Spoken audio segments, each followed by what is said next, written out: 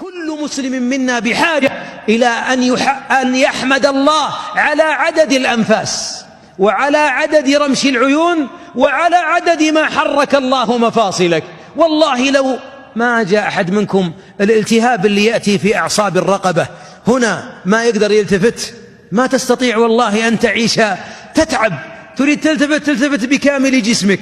لو أن شوكة دخلت بين أظفرك ولحمك ما أخبار حياتك؟ تنقلب حياتك كلها عذاب.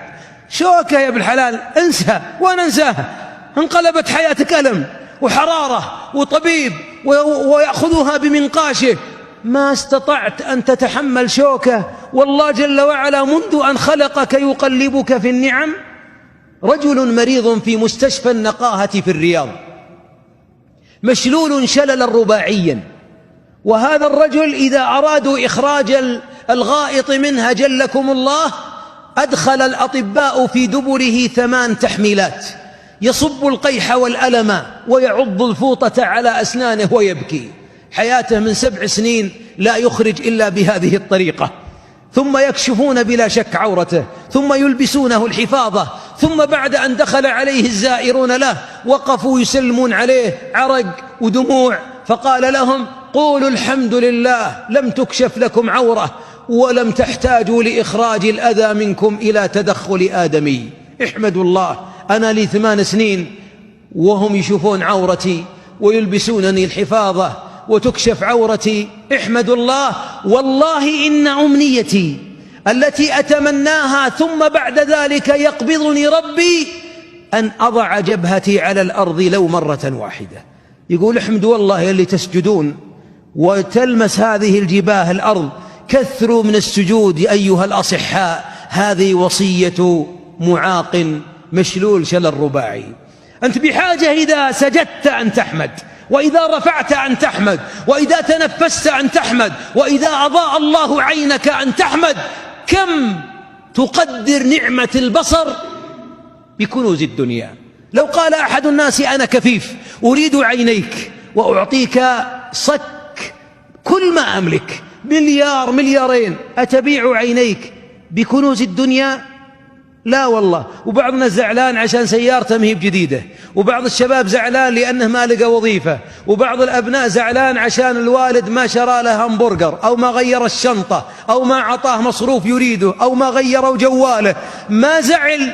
ما ننقل أبنائنا إلى من فقد النعمة ونوديهم لمصحاتنا ليروا مرضى السرطانات، أطفال بلا شعر يمشون في الأسياب يدفعون المغذيات، وأيامهم في العد التنازلي، بعضهم يموت اليوم ولا بكرة. واسألوا الرقاة واسألوا الأطباء، وخلوا عيالنا يشوفون النعمة التي سلبت من أناس مثلهم. ليس بيننا وبين الله نسب ألا يسلب هذه النعم. نحتاج إلى حمد من شغاف القلب، وأن أحبابي أن نداوم على شكر المنعم حتى لا تقع أضداد النعم فتنقلب النعمة. وكم واحد يتذكر الآن وهو على كرسيه المتحرك بعد الشلل اللي صار له بعد حادث، يتذكر يوم الصلاة خير من النوم، وكان ما يجي للمسجد. وكم واحد أحبابي كان غنيا فافتقر، وإذا الفقير رآه تمنى لو عنده شيء يخفف عن الفقير، لكن ماله راح.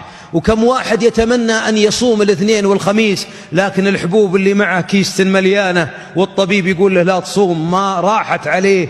زمن شكر الله بالصيام في زمن القوة، حتى لا تحل أضداد النعم. اليوم عاهد الله ألا تترك ساعة ولا همسة بل العابد التقي في نومه ذكر. بعض الصالحين وهو ينقلب من جنبه إلى جنبه الآخر يقول: الحمد لله، سبحان الله، الله أكبر، إي وربي. بل إن بعضهم لما داوم الحمد، أحدهم يقول: أبي في مستشفى الملك خالد الجامعي جلس في العناية المركزة 7 أشهر وهو يقول: الحمد لله الحمد لله الحمد لله الحمد لله، حتى ختم له بقوله: الحمد لله. لأن حياة حمد.